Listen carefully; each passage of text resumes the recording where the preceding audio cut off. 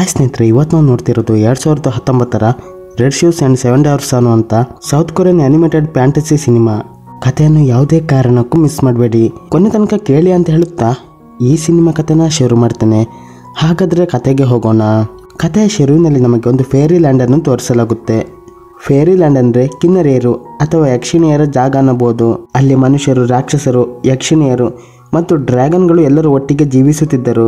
ಹೀಗಿರಲು ಒಂದು ದಿನ ಡ್ರ್ಯಾಗನ್ಗಳು ಆ ಸಾಮ್ರಾಜ್ಯದ ಮೇಲೆ ದಾಳಿ ಮಾಡುತ್ತವೆ. ಅವುಗಳ ದಾಳಿಯನ್ನು ತಡೆಗಟ್ಟಲು 7 ರಾಜಕುಮಾರರು ಬರುತ್ತಾರೆ ಮತ್ತು ಅವರೆಲ್ಲರೂ ಬಹಳ ಧೈರ್ಯವಂತರಾಗಿದ್ದರು. ಅವರ ಧೈರ್ಯ ಮತ್ತು ಸಾಹಸದಿಂದ ಎಲ್ಲ ಕಡೆ ಪ್ರಖ್ಯಾತಿ ಪಡೆದಿದ್ದರು. ಆ ರಾಜಕುಮಾರರ ಹೆಸರುಗಳು Merlin, Arthur, Jack, Hans, Fino, Noki ಮತ್ತು ಕಿಯೋ. ಅವರೆಲ್ಲರೂ ಒಟ್ಟಿಗೆ ಸೇರಿ ಡ್ರ್ಯಾಗನ್ ದಾಳಿಯಿಂದ ಒಬ್ಬ ರಾಜಕುಮಾರಿಯನ್ನು ಕಾಪಾಡ್ತಾರೆ. ಆದರೆ ಆಕೆ ರಾಜಕುಮಾರಿ ಆಗಿರದೆ ಒಬ್ಬ ಯಕ್ಷಿಣಿ ಆಗಿದ್ದಳು. ಇದನ್ನು ಕಂಡ ರಾಜಕುಮಾರರು ಅವಳ ಮೇಲೆ ದಾಳಿ ಮಾಡುತ್ತಾರೆ. ಇದರಿಂದ ಕೋಪಗೊಂಡ ಆಕೆ ಅವರಿಗೆ ಶಾಪ ನೀಡುತ್ತಾಳೆ. ಎಲ್ಲಿಯವರೆಗೆ ಅವರಿಗೆಲ್ಲ ಒಬ್ಬ ಸುಂದರ ಯುವತಿಯು ಮುತ್ತು ನೀಡುವುದಿಲ್ಲವೋ ಅಲ್ಲಿಯವರೆಗೆ ಅವರೆಲ್ಲರೂ ಕುಬ್ಜ ಆಗಿರಲೆಂದು ಶಾಪ ನೀಡಿ ಹೋಗ್ತಾಳೆ. ಇದಾಗಿ ಸುಮಾರು 7 ವರ್ಷಗಳು ಕಳೆಯುತ್ತವೆ. ರೆಜಿನಾ ಎಂಬಾಕೆ ಒಬ್ಬ ಯಕ್ಷಿಣಿ ಆಗಿದ್ದಳು. ಜೊತೆಗೆ ಒಂದು ಸಾಮ್ರಾಜ್ಯದ ಮಹಾರಾಣಿಯಾಗಿದ್ದಳು. ಅವಳ ಅರಮನೆಯಲ್ಲಿ ಒಂದು ಮಾಂತ್ರಿಕ ಮರವಿತ್ತು. ಆದರೆ ತುಂಬಾ ಮಾಂತ್ರಿಕ ಸೇಬುಗಳಿದ್ದವು. ಅವುಗಳ ಮೇಲೆ ಸೂರ್ಯನ ಕಿರಣ ಬೀಳುತ್ತಿದ್ದಂತೆ ಅವು ಸುಂದರ ಬೂಟು ಆಗುತ್ತಿದ್ದವು.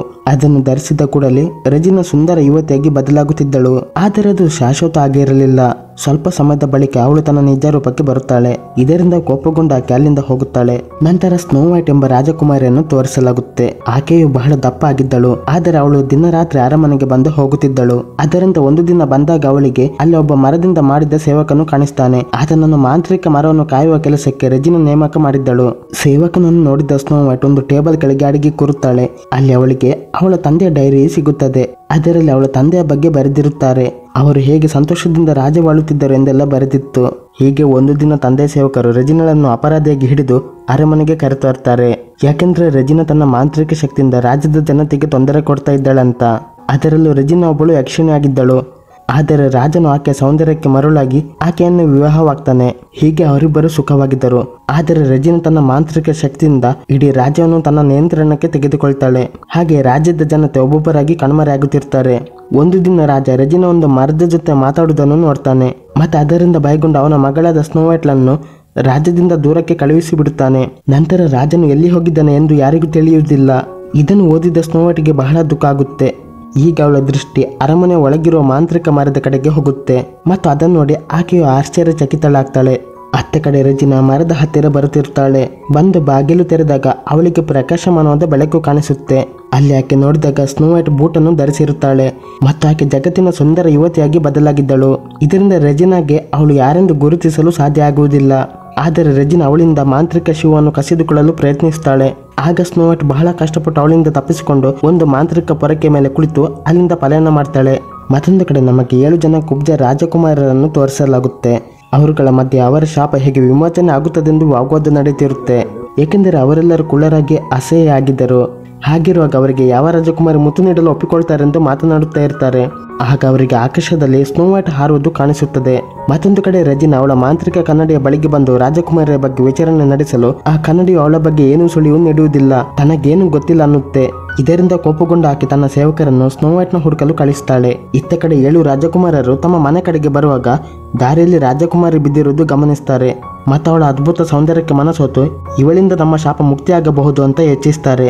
ಮಾತ್ರ ಅವರಲ್ಲಿ ಒಬ್ಬ ರಾಜಕುಮಾರ ಆಕೆ ಯಕ್ಷಿಣಿ ಎಂದು ಭಾವಿಸಿ ಅವಳ ತಲೆಗೆ ಒಂದು ಪಾತ್ರೆಯಿಂದ ಹೊಡೆಯುತ್ತಾನೆ.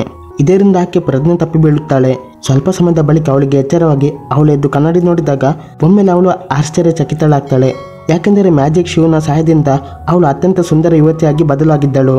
ಇದರ ಬಳಿಕ ಆಕೆ ಕುಬ್ಜ ರಾಜಕುಮಾರರ ಹತ್ತಿರ ತನ್ನ ತಂದೆಯನ್ನು ಹುಡುಕಲು ಸಹಾಯ ಮಾಡುವಂತೆ ಕೇಳಿಕೊಳ್ಳುತ್ತಾಳೆ. ಅವಳ ಮಾತಿಗೆ ರಾಜಕುಮಾರರು ಒಪ್ಪುತ್ತಾರೆ. ಇನ್ನೊಂದು ಕಡೆಯಲ್ಲಿ ರಾಜಕುಮಾರ ರೋಸ್ನ ಹುಟ್ಟಿದ ಹಬ್ಬ ಆಚರಣೆ ಇರುತ್ತೆ. ಹಾಗಾಗಿ ಅವನು ರಾಜ್ಯದ ಸುಂದರ ವ್ಯಕ್ತಿಗಳಿಗೆ ಆಮಂತ್ರಣ ಕೊಟ್ಟಿರುತ್ತಾನೆ. ಮಾತ್ರ ಎಲ್ಲರಿಗೂ ಕೆಲಸಗಳಿದ್ದ ಕಾರಣ ಅವರ್ಯಾರೂ ಬಂದಿರುವುದಿಲ್ಲ. ಇದರಿಂದ ಅವನಿಗೆ ಬೇಸರವಾಗುತ್ತೆ.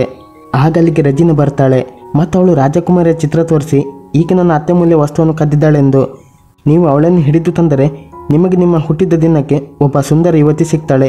ಹಾಗೆ ನನಗೆ ನಿಮ್ಮಿಂದ ನನ್ನ ಅತ್ಯಮೂಲ್ಯ ವಸ್ತು ಸಿಗುತ್ತೆ ಅನ್ನುತ್ತಾಳೆ. ಇದನ್ನು ಕೇಳಿದ ರೋಸ್ ರಾಜಕುಮಾರಿಯನ್ನು ಹುಡುಕಲು ಸೇವಕರ ಜೊತೆ ಹೊರಡ್ತಾನೆ. ಅತ್ತ ಸ್ನೋ ವೈಟ್ ತನ್ನ ಶೂ ತೆಗೆದಾಗೆಲ್ಲ ಅವಳ ಮೂಲ ರೂಪಕ್ಕೆ ತಿರುಗುತ್ತಾಳೆ. ಇದು ಅವಳಿಗೆ ಖುಷಿ ಕೊಡುತ್ತಿರುತ್ತೆ. ಆಗ ಒಬ್ಬ ಕುಳ್ಳ ರಾಜಕುಮಾರ ಅಲ್ಲಿಗೆ ಬರ್ತಾನೆ. ಅವಳು ಅವನನ್ನು ಹೇಗೂ ಸಂಭಾಳಿಸಿ ಅಲ್ಲಿಂದ ಕಳಿಸ್ತಾಳೆ. ತದನಂತರ ರಾಜಕುಮಾರಿ ಅವಳ ತಂದೆ ಆಗಿರುವ ವ್ಯಕ್ತಿಯನ್ನು ಕಿಟಕಿಯಿಂದ ನೋಡ್ತಾಳೆ. ಮತ್ತು ಅಲ್ಲಿಂದ ಅವರನ್ನು ಹಿಂಬಾಲಿಸಿ ಹೊರಡ್ತಾಳೆ. ಅಲ್ಲಿ ಮೆರ್ಲಿನ್ ರಾಜಕುಮಾರನ್ನು ಹೇಗೆ ಒಲಿಸಿಕೊಳ್ಳುವುದು ಅಂತ ಪುಸ್ತಕ ಓದ್ತಾ ಇರ್ತಾನೆ. ಅವನಾಗ ಅವನ ನಿಜ ರೂಪದಲ್ಲಿ ಇರ್ತಾನೆ. ಯಾಕೆಂದರೆ ಕುಳ್ಳ ರಾಜಕುಮಾರರು ಯಾರೋ ನೋಡದಿದ್ದಾಗ ಅವರ ನಿಜ ರೂಪಕ್ಕೆ ಬರುತ್ತಿದ್ದರು, ಬದಲಾಗುತ್ತಿದ್ದರು. ಮೆರ್ಲಿನ್ ರಾಜಕುಮಾರಿ ಕಾಡಿನ ಕಡೆಗೆ ಹೋಗುವುದು ಕಂಡು ಅವಳ ಹಿಂದೆ ಹೋಗ್ತಾನೆ.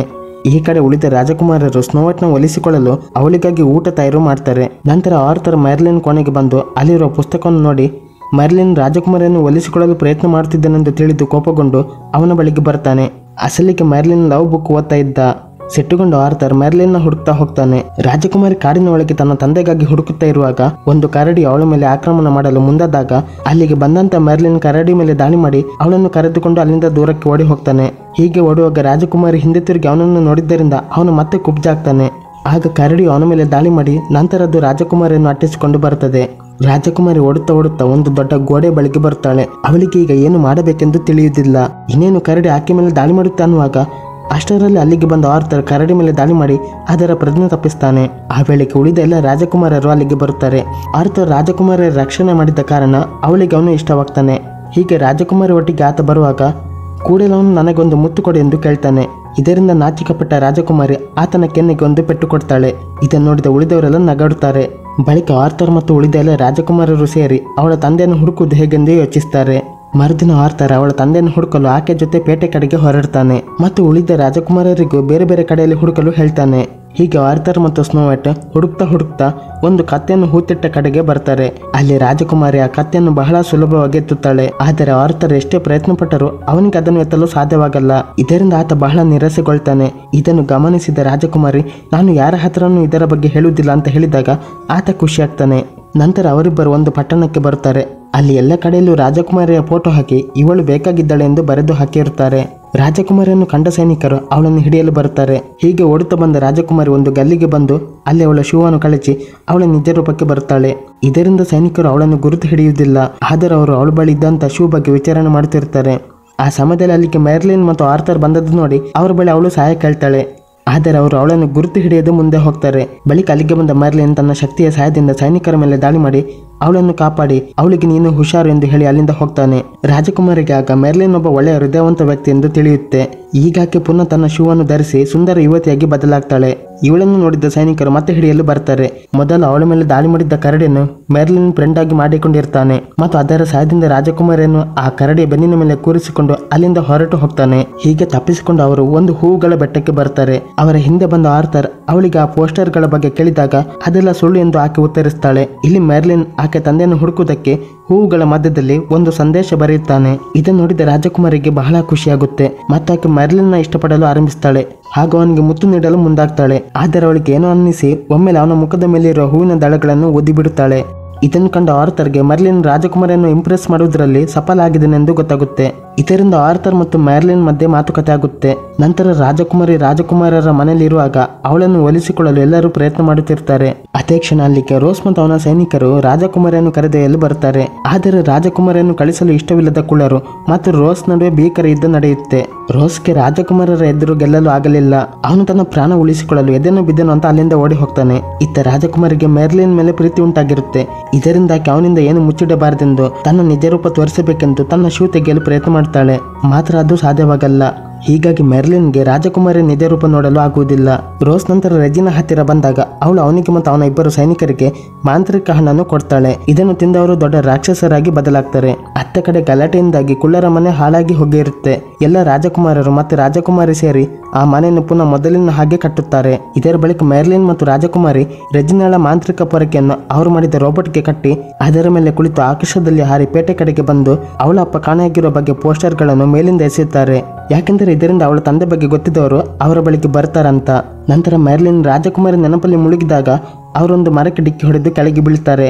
ಹೀಗೆ ಅವರಿಬ್ಬರು ಕಾಡಿನ ಮಾರ್ಗವಾಗಿ ಬಂದು ನದಿಯ ದಂಡೆಗೆ ಬರುತ್ತಾರೆ. ಅಲ್ಲಿ ರಾಜಕುಮಾರಿ ಮೆರ್ಲಿನ್ ಇಷ್ಟಪಡ್ತೀನಿ ಎಂದು ಹೇಳಿ ಒಂದು ಮುತ್ತನ್ನು ಕೊಡುತ್ತಾಳೆ. ಆಗ ಮೆರ್ಲಿನ್ ಒಮ್ಮೆ ನಿಜ ರೂಪಕ್ಕೆ ಬಂದು ಮತ್ತೆ ಸಣ್ಣ ಆಗುತ್ತಾನೆ. ಯಾಕೆಂದರೆ ಶಾಪದ ಪ್ರಕಾರ ಅವನಿಗೆ 2 ಮುತ್ತು ನೀಡಿದರೆ ಮಾತ್ರ ಶಾಪ ವಿಮೋಚನೆ ಆಗುತ್ತಿತ್ತು. ಇದರಿಂದ ಮೆರ್ಲಿನ್ ಬೇಜಾರಾಗ್ತಾನೆ. ಆಗ ಅಲ್ಲಿಗೆ ರೆಜಿನಾ ಕಳಿಸಿದ ರಾಕ್ಷಸರು ಬರ್ತಾರೆ. ಆ ರಾಕ್ಷಸರನ್ನು ಕಂಡು ಇಬ್ಬರು ಅಲ್ಲಿಂದ ಓಡಲು ಆರಂಭಿಸ್ತಾರೆ. ಮತ್ತೆ ಮೆರ್ಲಿನ್ ಅವರ ಜೊತೆ ಕಾದಾಡಲು ಶುರು ಮಾಡ್ತಾನೆ. ಹೀಗೆ ಜಗಳ ಮಾಡುವಾಗ ಒಂದು ಮಾನ್ಸ್ಟರ್ ಮೆರ್ಲಿನ್ ಹಿಡಿದುಕೊಂಡು ನದಿಯ ಒಳಗೆ ಬೀಳುತ್ತೆ. ಅದನ್ನು ನೋಡಿದ ರಾಜಕುಮಾರಿ ಅವನನ್ನು ಕಾಪಾಡಲು ನದಿಗೆ ಹಾರ್ತಾಳೆ. ನದಿ ಒಳಗೆ ಮೆರ್ಲಿನ್ ಕಲ್ಲು ಬಂಡೆ ಮಧ್ಯೆ ಸಿಕ್ಕಿ ಬಿದ್ದಿರುತ್ತಾನೆ. ಅವನನ್ನು ಎಳೆದು ಸಾಕದ ರಾಜಕುಮಾರಿ ತನ್ನ ಶೂ ತೆಗೆದು ನಿಜ ರೂಪಕ್ಕೆ ಬಂದು ಅವನನ್ನು ಎಳೆದು ನೀರಿನ ಮೇಲೆ ತರ್ತಾಳೆ. ಅಲ್ಲಿಗೆ ಬಂದ ಕರಡಿ ಮತ್ತು ವುಡ್ಮ್ಯಾನ್ ಅವಳು ಸ್ನೋವಾಟ್ ಎಂದು ಗುರುತು ಹಿಡಿಯುತ್ತಾರೆ. ಇದರಿಂದ ಅವರಿಗೆ ತುಂಬಾನೇ ಖುಷಿ ಆಗುತ್ತೆ. ಆದರೆ ಮೆರ್ಲಿನ್ ರಾಜಕುಮಾರಿ ನಿಜ ರೂಪ ನೋಡಿ ಬೇಜಾರಾಗ್ತಾನೆ. ಯಾಕೆಂದರೆ ಅವನು ಅವಳ ಸುಂದರ ರೂಪವನ್ನು ಪ್ರೀತಿಸುತ್ತಿದ್ದನು ಮತ್ತು ಬೇಸರದಿಂದ ಅವನು ಅಲ್ಲಿಂದ ದೂರ ಹೋಗ್ತಾನೆ. ಆಗ ಅಲ್ಲಿಗೆ ಬಂದ ಕರಡಿಯು ಮೆರ್ಲಿನ್ಗೆ ಹೇಳುತ್ತೆ, ರಾಜಕುಮಾರಿ ನಿನ್ನ ಸುಂದರ ರೂಪವನ್ನು ಪ್ರೀತಿ ಮಾಡಲಿಲ್ಲ, ಬದಲಿಗೆ ಅವಳು ನಿನ್ನ ಕುಬ್ಜ ಅಸಹ್ಯ ರೂಪವನ್ನು ಇಷ್ಟಪಟ್ಟಳು, ಏಕೆಂದರೆ ಅವಳು ಒಳ್ಳೆ ಮನಸ್ಸಿನ ಹುಡುಗಿ ಎಂದು ಹೇಳುತ್ತೆ.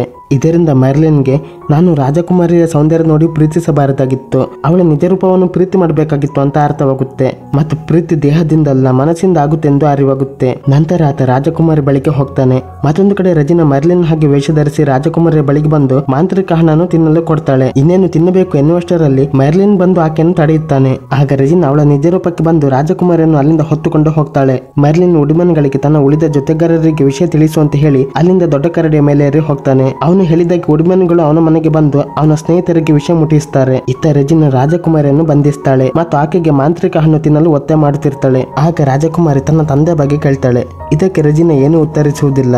ಇದರ ನಂತರ ರೆಜಿನಾ ಮಾಂತ್ರಿಕ ಕನ್ನಡಿಯ ಸಹಾಯದಿಂದ ಮೆರ್ಲಿನ್ನ ಕಟ್ಟಿ ಹಾಕಿ ರಾಜಕುಮಾರಿಗೆ ಬೆದರಿಕೆ ಹಾಕ್ತಾಳೆ. ನೀನು ಹಣ್ಣು ತಿನ್ನದೆ ಹೋದರೆ ಮೆರ್ಲಿನ್ನ ಪ್ರಾಣ ತೆಗೆಯುತ್ತೇನೆ ಅಂತ.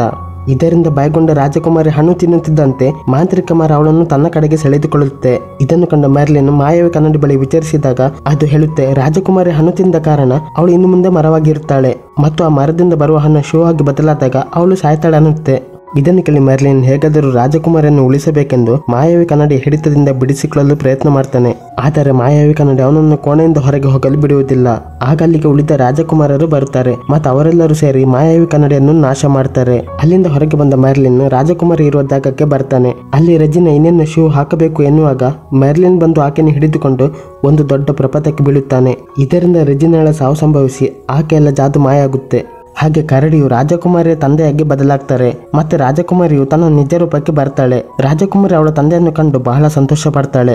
ಆದರೆ ಅವಳಿಗೆ ಮೆರ್ಲಿನ್ ಅವಳನ್ನು ಬದುಕಿಸಲು ಹೋಗಿ ಸತ್ತು ಹೋದ ಎಂಬ ವಿಷಯ ತಿಳಿದು ತುಂಬಾನೇ ದುಃಖವಾಗುತ್ತೆ. ಮತ್ತೆ ಅವಳು ಮೆರ್ಲಿನ್ ಬಿದ್ದ ಜಾಗಕ್ಕೆ ಬಂದು ಅಳಲು ಶುರು ಮಾಡ್ತಾಳೆ.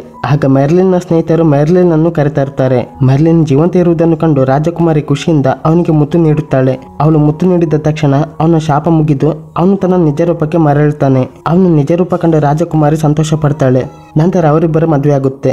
ಇನ್ನು ಉಳಿದ ರಾಜಕುಮಾರರು ತಮ್ಮದೇ ರೀತಿ ಕಾಣುವ ಹುಡುಗಿಯರನ್ನು ಆಯ್ಕೆ ಮಾಡಿಕೊಳ್ತಾರೆ ಅಥವಾ ಕಂಡುಕೊಳ್ಳುತ್ತಾರೆ ಅನ್ನಬಹುದು.